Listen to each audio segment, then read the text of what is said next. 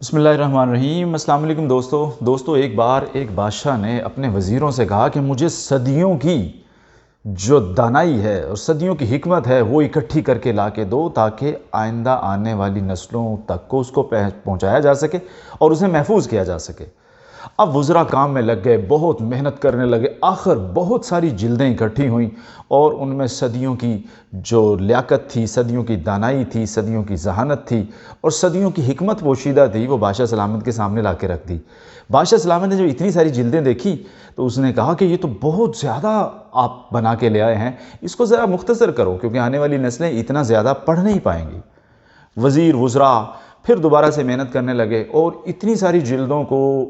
Conditions کر کے، مختصر کر کے، ان کا خلاصہ تیار کر کے ایک جلد میں تیار کر کے بادشاہ سلامت کے پاس لائے اور بادشاہ سلامت سے کہا کہ یہ وہ صدیوں کی حکمت اور دانائی اور دانش ہے، یہ آپ کے سامنے موجود ہے۔ بادشاہ نے جب وہ ایک کتاب دیکھی تو بادشاہ نے کہا یہ تو بہت موٹی کتاب ہے، اس کو تو آنے والی نسلیں بالکل نہیں پڑھ پائیں گی، مجھے اس سے اور مختصر کر کے لا کے دو۔ خیر وہ وزراء پھر محنت مشقت میں لگ گئے اور عرق ریزی کرتے کرتے ایک باب بنا کے لائے۔ جب بادشاہ سلامت نے ایک باب کو دیکھا تو اس نے کہا یہ بھی بہت طویل ہے، یہ بھی لوگ پڑھ نہیں پائیں گے، اب مزید مختصر کریں۔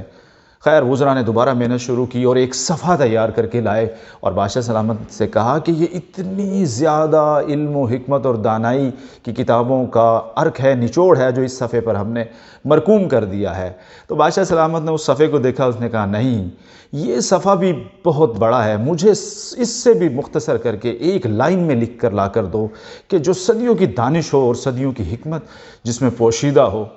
وزراء پھر محنت میں لگ گئے اور آخرکار ایک لائن لا کر بادشاہ سلامت کے سامنے رکھ دی۔ بادشاہ سلامت نے جو وہ ایک لائن پڑھی تو اس کا دل خوشی سے باغ باغ ہو گیا اور وہ کہنے لگا کہ ہاں واقعی یہ وہ لائن ہے، یہ وہ سطر ہے، یہ وہ جملہ ہے جس میں صدیوں کی حکمت، صدیوں کی دانائی پوشیدہ ہے۔ اور وہ لائن کیا تھی، وہ سطر کیا تھی؟ میرے دوستو اس لائن میں لکھا ہوا تھا کہ دنیا میں ہر چیز کی انسان کو کوئی نہ کوئی قیمت چکانی پڑتی ہے، دنیا میں ہر کامیابی کی انسان کو قیمت چکانی پڑتی ہے، دنیا میں کوئی چیز انسان کو مفت نہیں ملتی۔ تو میرے دوستو یہ وہ صدیوں کی دانائی اور صدیوں کی حکمت اور صدیوں کی دانش ہے اس میں پوشیدہ کہ انسان جب بھی کسی کام کو کرنے کے لیے آگے بڑھتا ہے تو ضرور اسے قربانی دینی پڑتی ہے، ضرور اسے محنت کرنی پڑتی ہے، ضرور اسے راتوں کو جاگ جاگ کر اپنی نیند کو قربان کرنا پڑتا ہے، تب جا کے اس کا قدم کامیابی کی طرف بڑھتا ہے۔ اگر کوئی یہ چاہے کہ اس کو کامیابی بنا محنت کے مل جائے، بنا قربانی کے مل جائے، بنا عرق ریزی کے مل جائے تو یہ ممکن نہیں ہے، یہ پاسبل نہیں ہے، کیونکہ اللہ کا اصول ہے، اللہ نے ایک ضابطہ بنایا ہوا ہے کہ جو انسان جتنی زیادہ محنت کرتا ہے، جتنی زیادہ قربانی دیتا ہے اور جتنا زیادہ کسی کام میں اپنے آپ کو کھپاتا ہے، اتنا زیادہ اس کے اوپر کامیابی کے اور حکمت کے راستے کھلنا شروع ہو جاتے ہیں۔ آپ کو ایک ایک قدم اٹھانا پڑتا ہے۔ ایک روٹی بنانے کے لیے، ایک روٹی جو انسان کی